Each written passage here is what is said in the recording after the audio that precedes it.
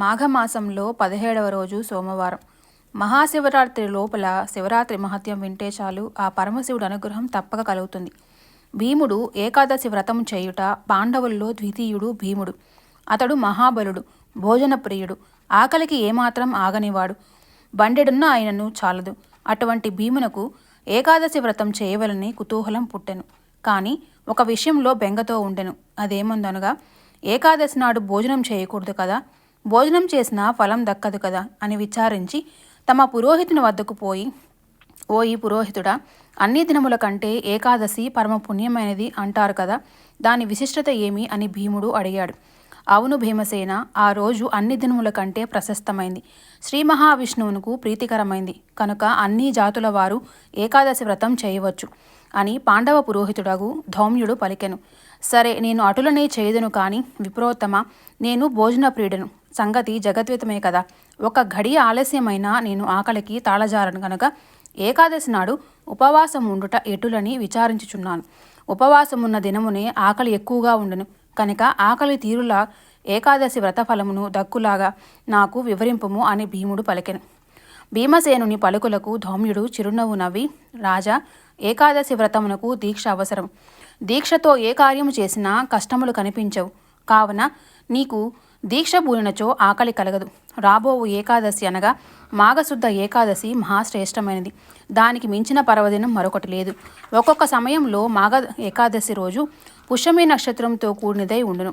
అటువంటి ఏకాదశికి సమానమైనది మరి ఏదీ లేదు. సంవత్సరం అందువచ్చు 24 ఏకాదశుల్లో మాఘశుద్ధ ఏకాదశి మహాపర్వదినము కావున ఆ దినము ఏకాదశి వ్రతం ఆచరింపము. ఆకలి గురించి దిగులు పడకము, నియమము తప్పకూడదు అని ధౌమ్యుడు భీమునకు వివరించెను. ధౌమ్యుని వలన తన సంశయం నెరవేరుటకు మాఘశుద్ధ ఏకాదశి నాడు అతి నిష్ఠతో వ్రతం చేసి ఉపవాసం ఉండెను. అందులకే మాఘశుద్ధ ఏకాదశి భీమ ఏకాదశి అని పిలుతురు. అంతేకాదు, ఓ దిలీప మహారాజా, పరమేశ్వరునకు అత్యంత ప్రీతికరమగు శివరాత్రి కూడా మాఘమాసం నందే వచ్చును. కావున మహాశివరాత్రి మహత్యమును గురించి కూడా వివరించదును.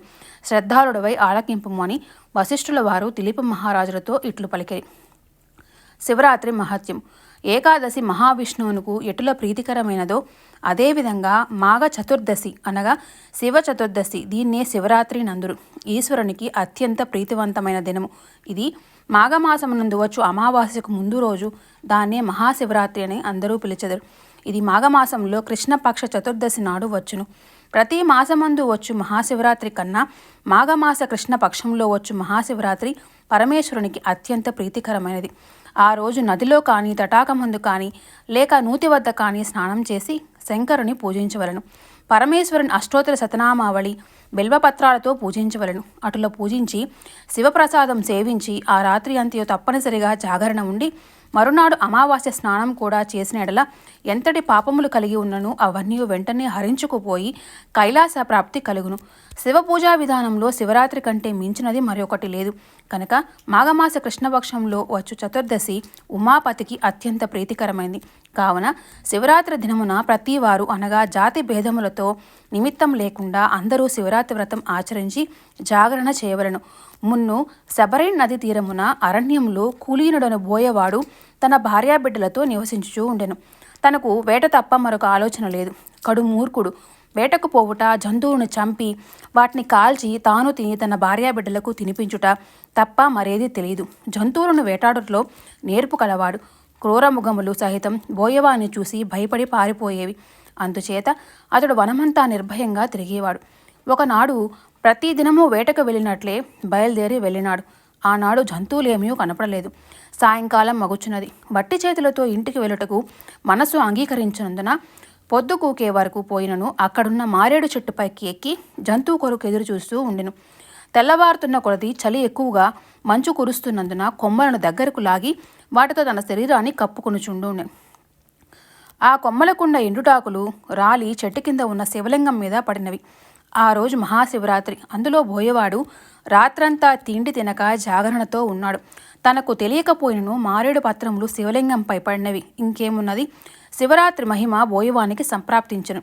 మాఘమాసంలో కృష్ణపక్ష చతుర్దశి రాత్రి అంతయు జాగరణ, పైగా శివలింగముపై బిల్వపత్రాలు పడుట, తిండి లేక ఉపవాసం ఉండుట ఇవన్నీ ఆ బోయవానికి మేలు చేసినవి.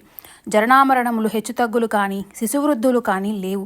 పూర్వజంలో చేసుకున్న పాపపుణ్యములను బట్టి మనుజుడు తన జీవితమును గడవాల్సినదే. మరికొన్ని సంవత్సరములకు ఆ బోయవానికి వృద్ధాప్యం కలిగి మరణం ఆసన్నమై ప్రాణములు విడిచెను.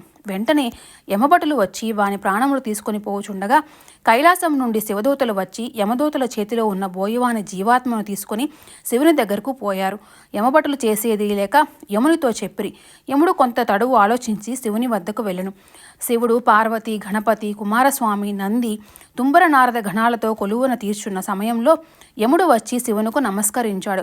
ఉమాపతి యముని దీవించి ఉచితాసనమిచ్చి కృష్ణుల ప్రశ్నలు అడిగి వచ్చిన కారణం ఏమిటని ప్రశ్నించను. అంతటా యముడు, మహేశ, చాలా దినములకు మీ దర్శన భాగ్యం కలిగినందులకు మిక్కిలి ఆనందించున్నాను. నా రాక కారణం ఏమనగా, ఇంతకుముందు మీ దూతలు తీసుకువచ్చి బోయవాడు మహాపాపి, క్రూరుడు, దయాదాక్షణ్యాలు లేక అనేక జీవహింసలు చేసి ఉన్నాడు.